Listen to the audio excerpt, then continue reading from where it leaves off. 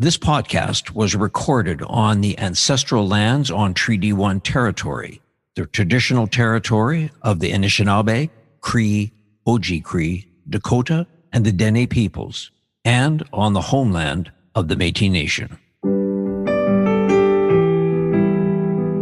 This is Humans on Rights, a podcast advocating for the education of human rights. Here's your host, Stuart Murray.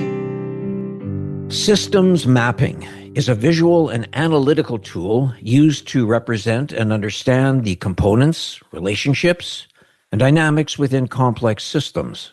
It helps individuals and organizations identify how various elements of a system interact, influence one another, and contribute to broader outcomes. This approach is commonly used in problem solving, strategic planning, and systems thinking. So, is there a relationship between systems mapping and human rights? Well, my guest, Theodore Biggs-Engel, is going to address that very question. Theodore Biggs-Engel, welcome to Humans on Rights. Thank you so much for having me. Theodore, tell us a little bit about you and what it is that you're doing. Yeah, I'm Theo. I'm born and raised Winnipeg, Manitoba. I identify as a transgender male and I'm part of the queer community. I'm a university student at the University of Manitoba in my fourth year studying health sciences. And my focus regarding that is not only pursuing the medicine aspect of community health and wellness, but trying to bring in perspectives from queer identity. So a lot of my work and research, especially my Map the System project, which I'm sure we'll go over, surrounds looking at the barriers to gender-affirming care within not only the medical system, but in how the social interactions in all aspects of stakeholders and systems work together and interconnect in many different ways. So I'm also the president of the Rainbow Pride Center at the University of Manitoba, and I'm the queer representative on the union board of directors at the university as well. So I try to use this position, especially the position of power I have on the board, to try to bring perspective and voices to those queer individuals that don't always have the privilege to be doing so. So how is it that you got involved with using, I'll just call it, and again, am I using the right term if I call it Map the System? Yeah.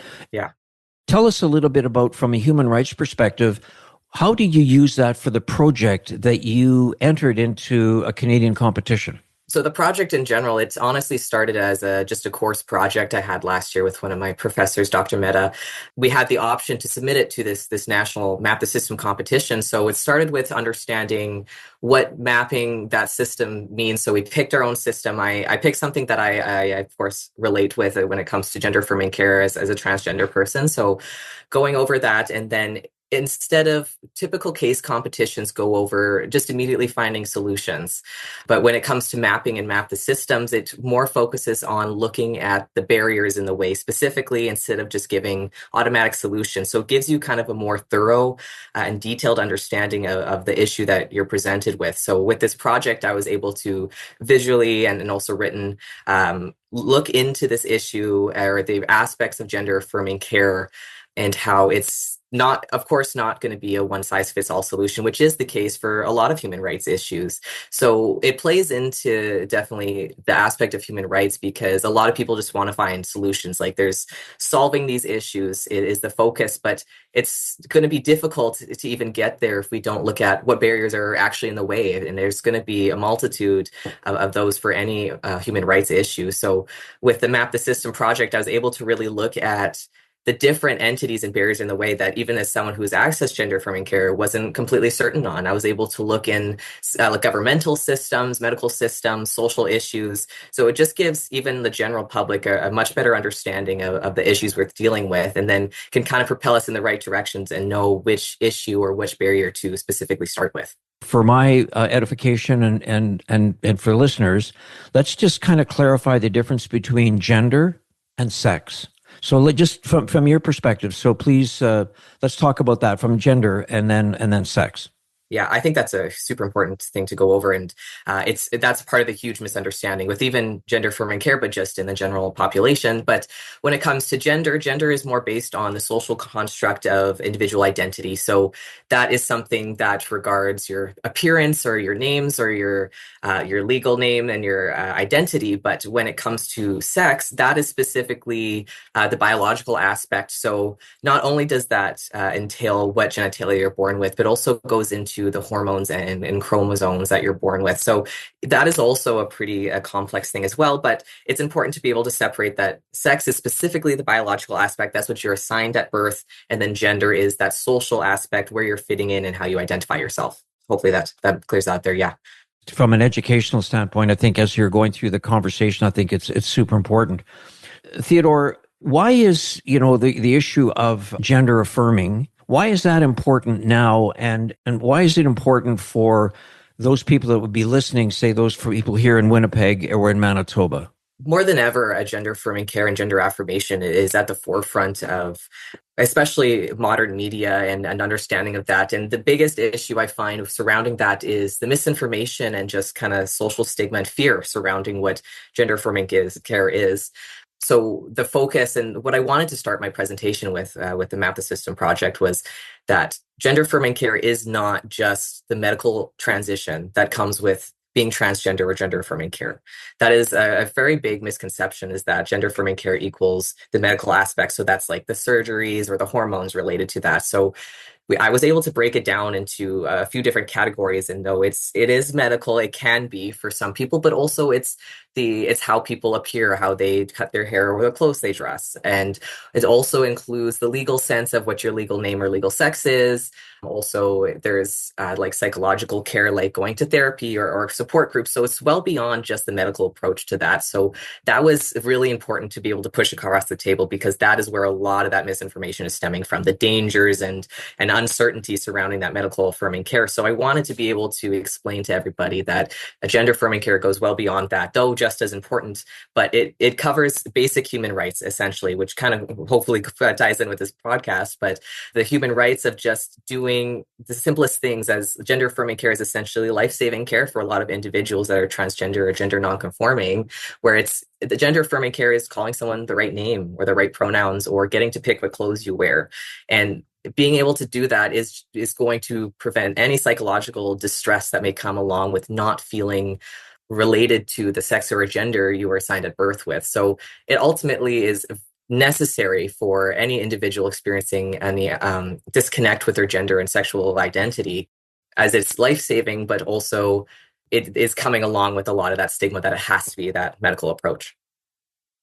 Right, and I think one of the great things that you did, and I want to, and I'll make sure in our episode notes, Theodore, that we make a reference to your presentation that is online that you did for the Canadian competition, because you explained things very, very well there, and as you and I talked about just before we hit the record button, mapping the system. There's a lot of visuals that I think are helpful, and in this podcast being an audio podcast, a little bit more challenging to do so. But for listeners, I'm going to make sure they get a chance to go and watch your presentation, which was very, very impressive, by the way. You're a great presenter. Thanks very much. Theodore, one of the elements that you touched on, and I think, part of the whole issue around I shouldn't say the whole issue, but a lot of the issues around human rights is a lot of education, and understanding. And so you, as an advocate and an educator in your own right, you broke down some of the barriers maybe, and you talked about some of the categories being social, behavioral, medical, and psychological.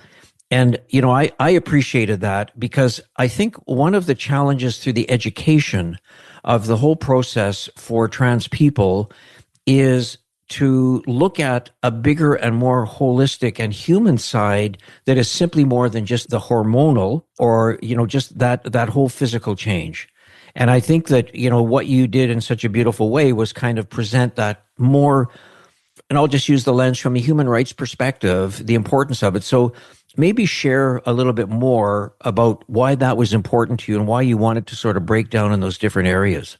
As a representative, especially with my university, but also just a social figure now related with my presentations in the university too. But after researching and putting in this effort to this project, that is really when I started to see and understand how important it is, at least to me. And I didn't realize how much passion I had for just the specifics of queer healthcare and queer wellness. One of the biggest things was seeing people that didn't have the opportunities to be sharing their voice and their needs to systems like student unions or even healthcare professionals. They weren't able to share their needs as an individual. So I was given this option or this opportunity on this platform for the project, and then also as a representative in the university to be that voice for the people that aren't always heard. And people have started connecting with me and reaching out to me through office hours I may have through the university, sharing their experiences and concerns regarding their identity and how there might be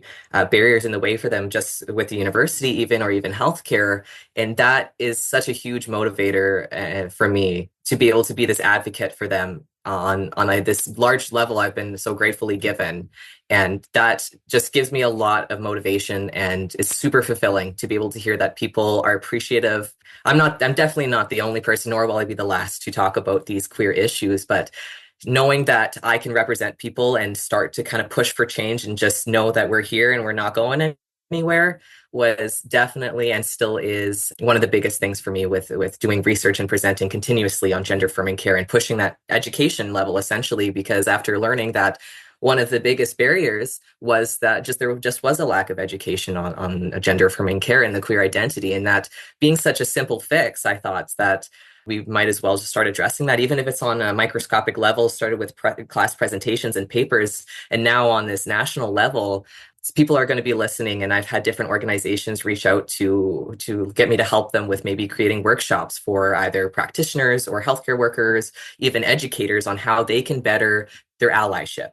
Whatever level you're on, whether you are in high school or graduated high school, all the way to the level of having a PhD. There's always going to be room for education on every topic there is, but especially with queer identity. Like, the education doesn't just end when Pride Month ends, when classes end. It's one of those things that is constantly evolving and changing over time. So it's really important to keep that door open. So just being a little bit pushy as well with a bunch of different occupations, and just know that you have to keep an open mind for everyone's wellness, not just those transgender individuals, but for the operations of any organization like schools or healthcare, that just opening the door to listening to some of those transgender voices and queer voices that I can help amplify will be the difference to the human right that is gender affirming care.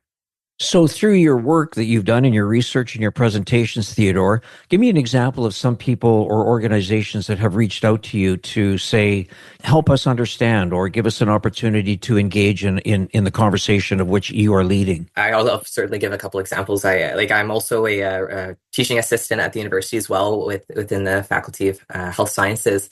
And I've had a prof reach out to me. I've been doing some work, and one of the assignments was related to gender identity. And one of the students was really struggling to share a discussion post on queer identity and was not quite using the right wording. And it came off as a little bit standoffish. And I let the prof know, and I just that it maybe wasn't appropriate the way that they were formatting it. And she asked if I could help just guide that student a little bit.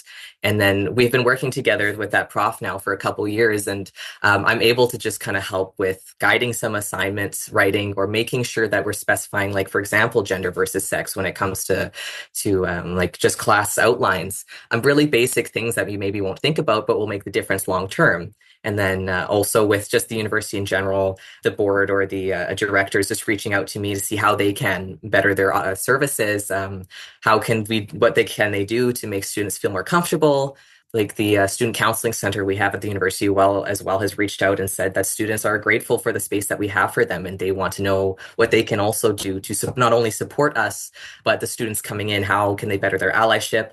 I've spoken with a clinic, community health as well in the past after my presentation about my research, and touched base to see what they're working on. They have workshops they already do for practitioners when it comes to being more of an ally or just implementing gender affirming care into general practice. So I've also met with them in the past as well. But there is constantly opportunities, and I'm grateful it didn't just end, a couple months after my presentation was over, that people are still reaching out just for support. So I've had people from universities, but also like the community services reach out just to kind of touch base and see if we're all on the same page, and if not, how can we improve either side with that. For listeners that might be saying, you're talking about gender affirming care. For those that might ask the question, what is when you're talking about care, wellness and health for people, what is the difference, between sort of just healthcare and gender affirming care?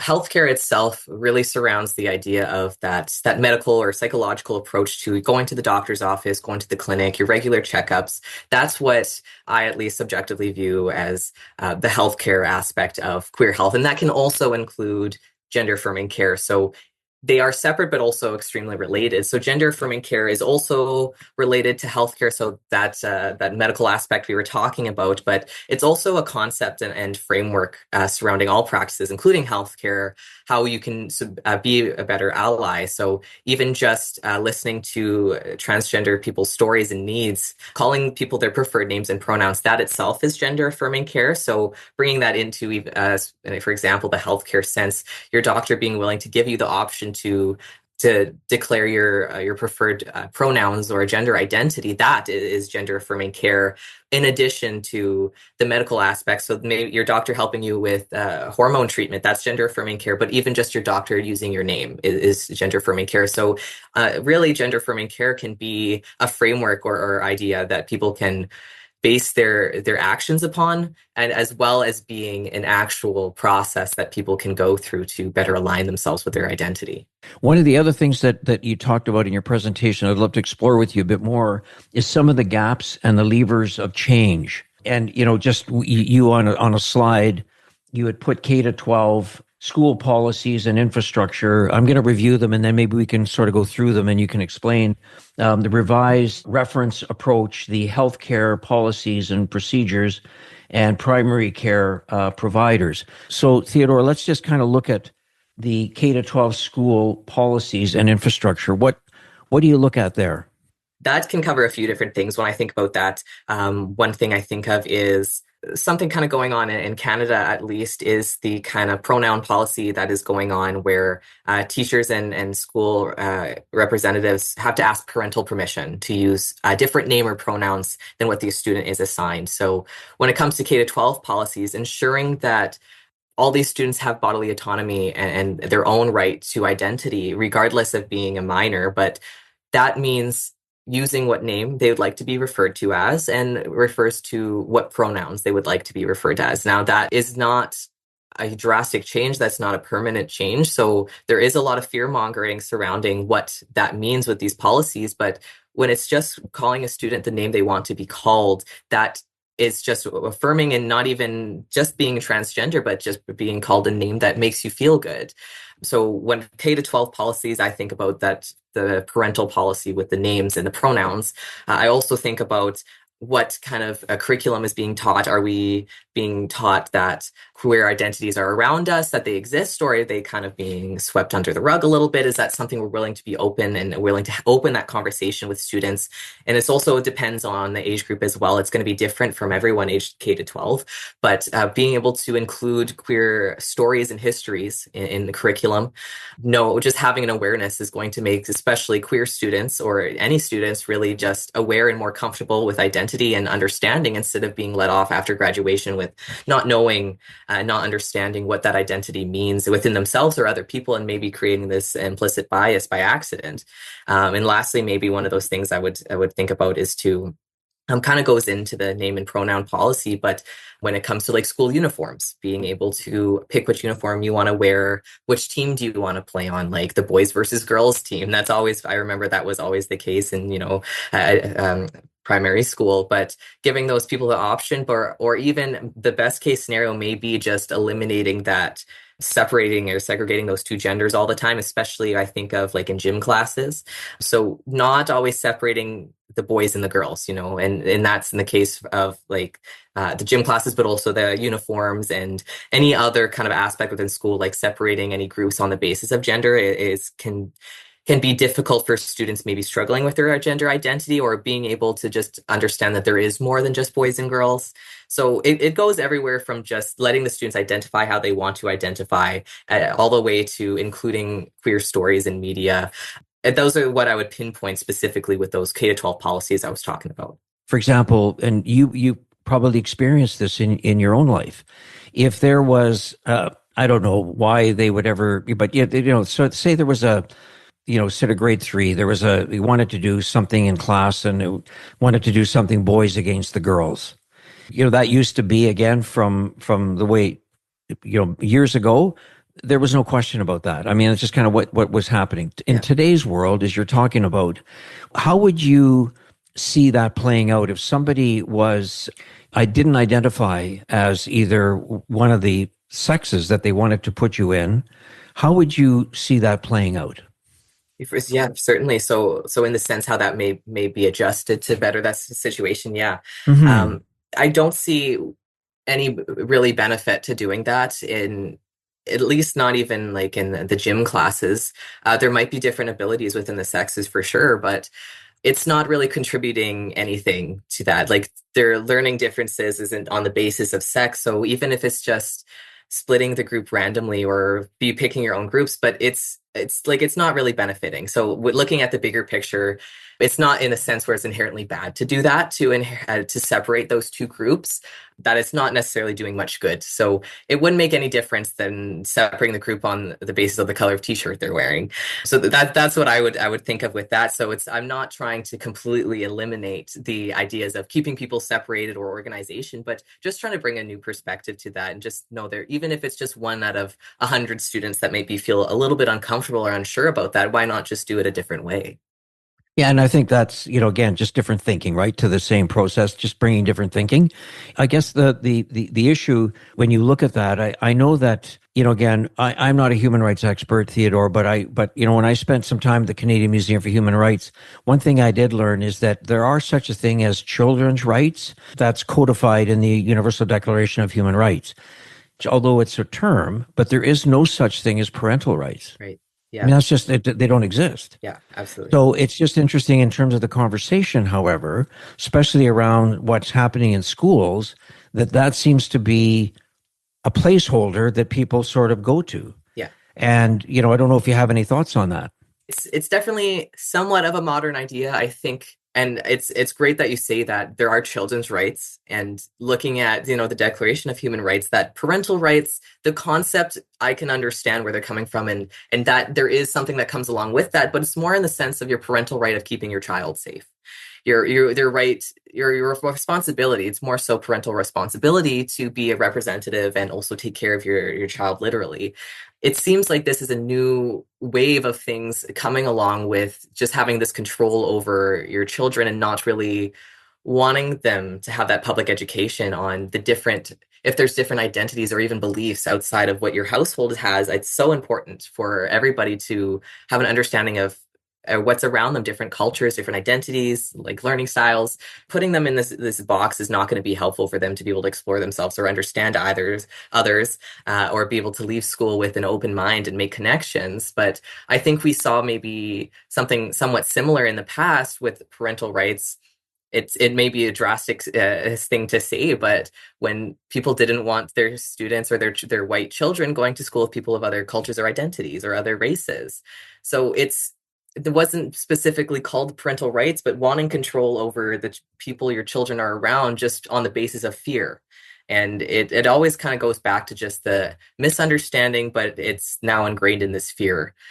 The parental rights movement, I try to understand where they're coming from with wanting to protect their children, but it ultimately comes down to just wanting too much control. And if it's not doing any like physical harm, if you're just educating yourself, it's strange to seem that people would be afraid of the education on different identities or stories, or if children just want to use their preferred name or pronouns. If your child is making that choice, it's not permanent at all. Like it's just exploring yourself. I'm not sure why there's this idea that it's doing so much harm. Theodore, where you talked about the revised research approach in terms of how people are researching this issue. Yeah. Explain that. Regarding research in general, not even specifically gender affirming care, but when you're doing any sort of scientific, qualitative or quantitative research, but it goes back as well to just a lot of research being based on the white male, the white cis male, and how even in the medical sense, how that person is affected. So being able to now do research, making sure you have, in the sense of participants, that you are having the representation of all identities, even in the like specifically in scientific point of view as a health sciences major, but it goes into everything. But being sure that you're having a representative of all identities, and then also if it's also completely up to participants as usual if they are willing to share that information, but if you're able to get a variety of participants and say if they're a transgender or not, and being able to know how it differentiates between the sex, but even within that, the chromosomes and hormones and everything there, but being able to know how different things affect different people. And then I gave the example in my project, in my Map the System project, about how it wasn't until 2021 that Statistics Canada gave the option for people to self-identify as transgender. So we're experiencing this gap in data surrounding that identity, and then that also then flows into how much we're able to fund and put aside for gender affirming care. We're not sure what those numbers are, so in the sense of just obtaining demographic data, but also when it comes to research, knowing how different people are affected on different bases, giving other people an idea of that as well. So it's specific in the scientific sense, goes into all, but if we're able to get numbers and data, it's important to kind of specify just so we have that representation really. And I mean, you kind of maybe touched a little bit on the issue around healthcare policies and procedures. I mean, understanding and making it more, when you go and see a doctor or a medical person, that you're respected as for who you are and that you have that understanding. And as you say, a lot of the time, and you use the term, that some of this is from a white male or a cisgender perspective. And again, you're the expert on this. If anybody said, well, what does cis mean? Yeah, cisgender essentially means that you identify with the sex you were born with, in opposed to the opposite being transgender. So myself identify as male, but was born with the female sex. So I would be transgender, but someone who was assigned male at birth and still identifies as male, that is what cisgender would mean. Yeah. Okay. No, appreciate that. When I do these podcasts, Theodore, sometimes there's a lot of acronyms that people are so comfortable with, but a listener might not know. And Yeah, so absolutely. this one in particular. So thank you so much. Yeah. Just one of the other areas you talked about sort of in terms of gaps and levers of change was primary care providers. What were you looking at there in terms of that aspect? For sure, yeah. So when I think of the primary care providers in association with gender affirming care, I think about their duty as a care provider being able to provide basic care. Like you're going to your general care provider for basic things. You twisted your ankle, you have a cold, just a regular visit. It's one of those basic general things that you're seeing this practitioner for. So ideally, you should be able to go see a practitioner for general things that should be including things like gender affirming care. I think a good amount of general healthcare providers are educated in what gender affirming care is, but a lot of them are also not. So when it comes to primary care providers, I think the goal would be that they're all have the minimum expectation or guidelines on what the queer identity is, the healthcare that transgender people may need in comparison to cisgender people.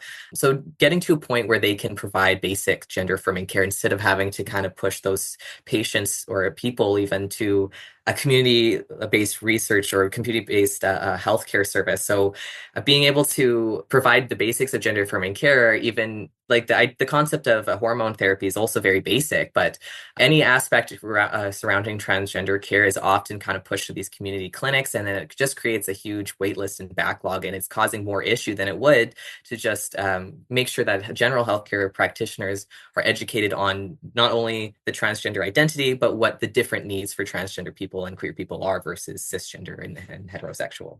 When you agreed to do this, I'm super delighted that you came on to this podcast, Theodore. As I say, I watched your presentation that you did for the Canadian Map the System project. What struck me, though, when I Googled system mapping gender affirmation, what seemed to come up more was attacks. Google, like there's a lot of stuff that come up, but attacks on gender affirming care. Why? So what are some of the attacks on gender affirming care, and why is that happening in 2025? I wish I had all the answers on why there's so many just negative perspectives on gender affirming care. And it just really, I think it goes back to really just the misunderstanding and misinformation that is just being promoted a lot, especially in modern day politics across like even the continent, that gender affirming care is this dangerous thing, that it's attacking our children, that it's XYZ, it's permanent, whatever. But all of those can be pinpointed, even if the basis of it has some truth to it. If you dig beyond that, it's just based in just misinformation and a bias. But they will pick different things to really be worried about. Sometimes it'll be the children, sometimes it'll be how it's dangerous. But if you look into any of those attacks specifically on gender affirming care, you're able to debunk it immediately. It just takes a few minutes of your own research to understand that it's just a lot of fear mongering that is going on. I think that people are unsure and they're worried about their children, or they think there's taxpayer money going to it. There's a lot of reasons that they're worried about it, but ultimately there is no really grounds for the fear that is going on with it. Like even after, of course, I have a bias in understanding it, but I, like in all my research, I really try to see both sides to many of the arguments there are. But ultimately, it just takes a little bit of time to look into that and realize it's just a basis and a lot of fear mongering, but it is not often rooted in a truth. Yeah, I mean, the dissenting opinions on so many things on human rights, I think they have to be, well, they must be taken seriously because, everybody has an opinion. I think it's whether it's done respectfully or not. I mean, there can be disagreements, and I think that is really part of where I think we're starting to take some of these disagreements and getting hardened positions versus saying, okay, I'm learning something here. And it may not be at the end of the day what I agree to, but, it's not about me. It's about somebody else. Maybe it's about you. And so how do we not look at that? And I just find, the notion that there's these attacks coming, I guess, the notion, and I just wanted to, I want to talk about a movie in a second with you, Theodore, but you have lived this. You're an advocate, you're an expert, you're an educator, you've done research, you've done presentations.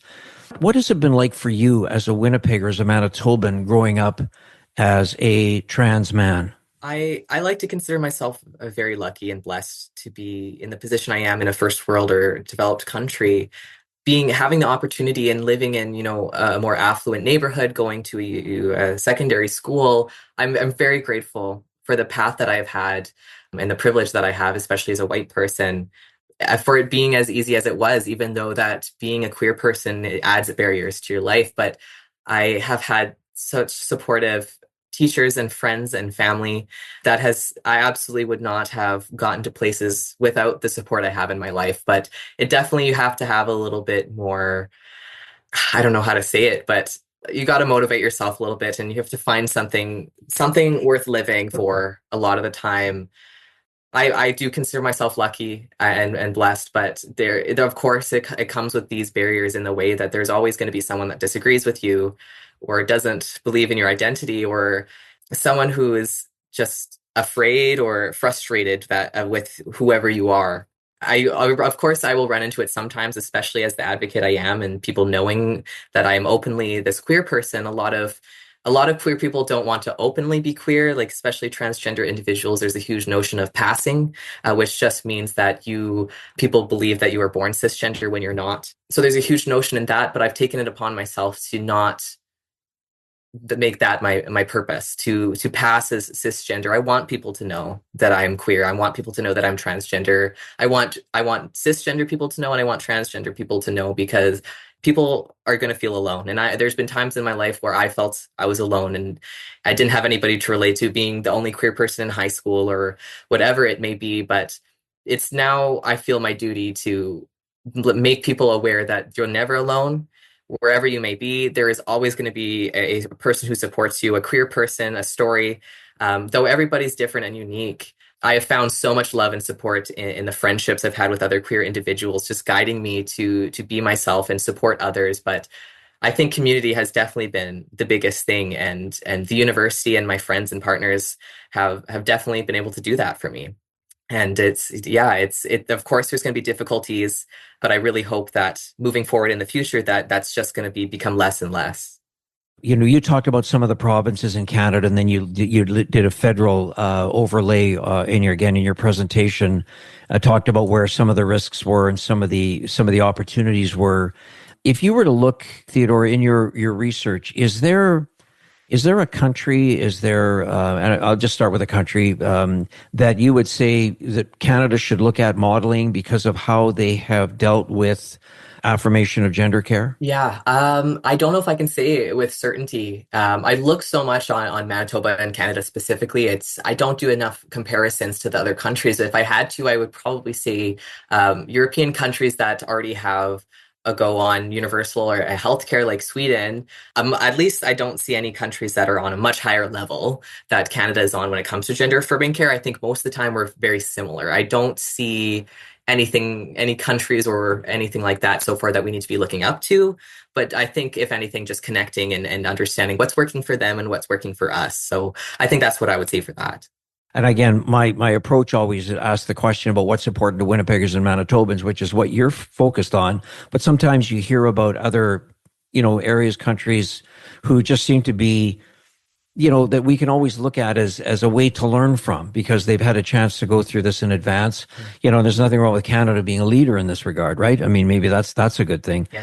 I mentioned I want to talk about a movie because I thought it was interesting that you had mentioned for if people were interested in watching, Will and Harper take a road trip.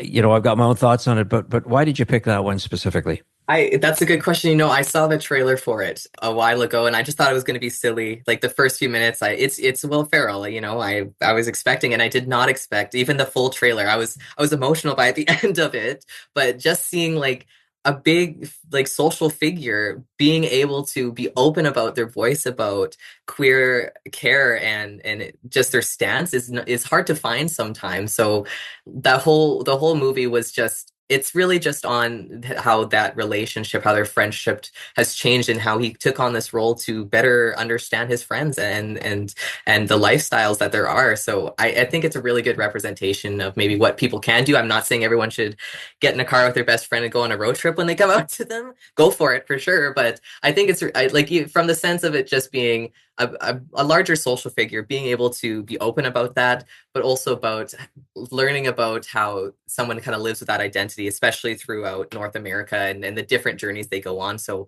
I think it's just a really nice thing. It's a really nice movie. And I find, even though it's this kind of silly little documentary-esque, I still found I learned a little bit from it. So I would definitely recommend watching that one. Yeah, and I'll just share a couple of things from my perspective, Theodore, that, of course, Will Ferrell is so well known as a comedian, and I don't know Harper Steele other than obviously now I do through the movie.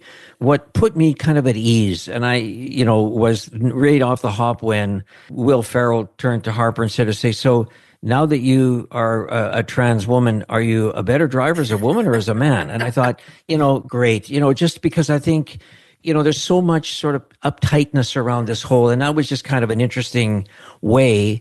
And the other part that I thought was kind of a beautiful moment, although I'm hopeful, I'm not sure if I agree that it's factual. It's just that sort of, I think the comment that Will Ferrell said was that people are ready for acts of civility.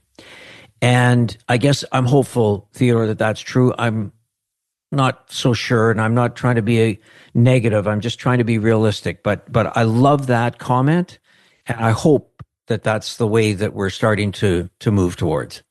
I think there's a lot of people. There was some good parts in that movie where people were meeting a transgender person for the first time, and they just had to kind of take a second and they just needed a little bit of help. Not that it's, like a queer person's job isn't to educate other people, but totally just being in a position where be like, oh, actually, I use just it doesn't have to be a whole conversation. Just going, oh, actually, I use these pronouns, and that's the end of that conversation. That's all it really takes. So being able to kind of see how it can be a really casual conversation, and it doesn't have to be a movie where you're just on the edge of the seat. Someone's not being accepted. Something's not safe. It just was a really good comfort movie, and just being able to see like some really good interactions that people don't know exist, that it doesn't have to be a whole conversation every single time.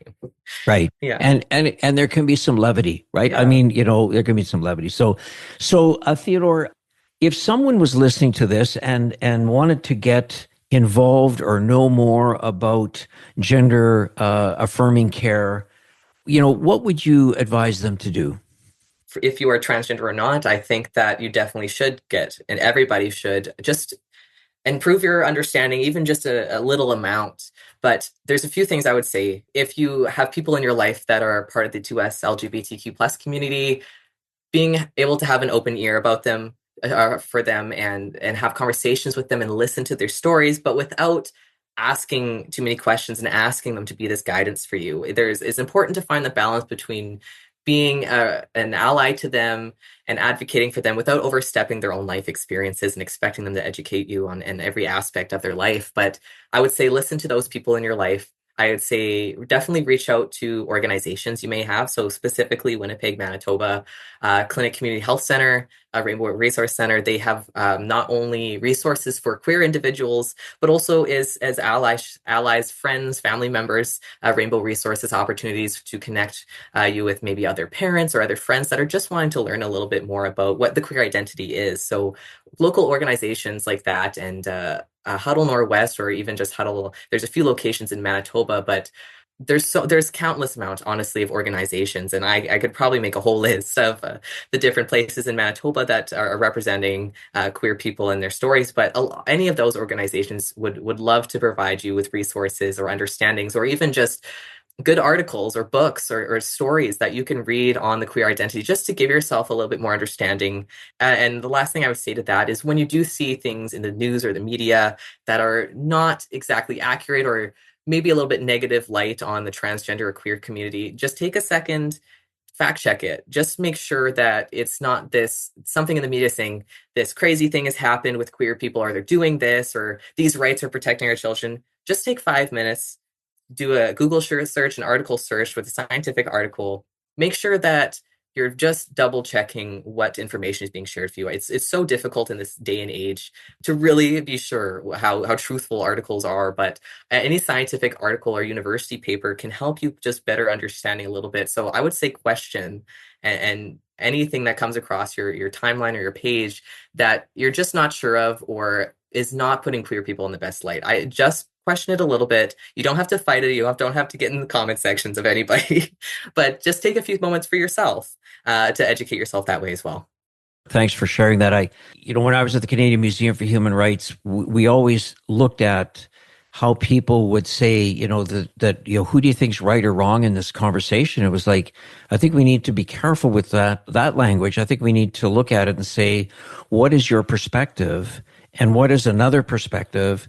And use the term about how can we educate somebody on the issue, as opposed to starting off, well, who's right and who's wrong. And so I think you more eloquently than I did, there, Theodore, just kind of put that in perspective. So is there anything I didn't ask you that you wanted a chance to talk about on this podcast? No, I feel like we covered a really good amount of things. I think it was a really nice summary of what that Map the System project was, and then went into kind of what research I'm still doing and I will continue to be doing. I hope that viewers or listeners definitely got a chance to learn a little bit of something from this podcast about what gender affirming care may be, and hopefully it sparks a little bit of inspiration to look into it themselves. But I think that we covered pretty much everything that I was hoping to cover, so I really appreciate it. Theodore, thanks so much for your time. Thank you very much. Thanks for listening to Humans on Rights. A transcript of this episode is available by clicking the link in the show notes of this episode. Humans on Rights is recorded and hosted by Stuart Murray. Social media marketing by Buffy Davey. Music by Doug Edmond. For more, go to humanrightshub.ca. Produced and distributed by the Sound Off Media Company.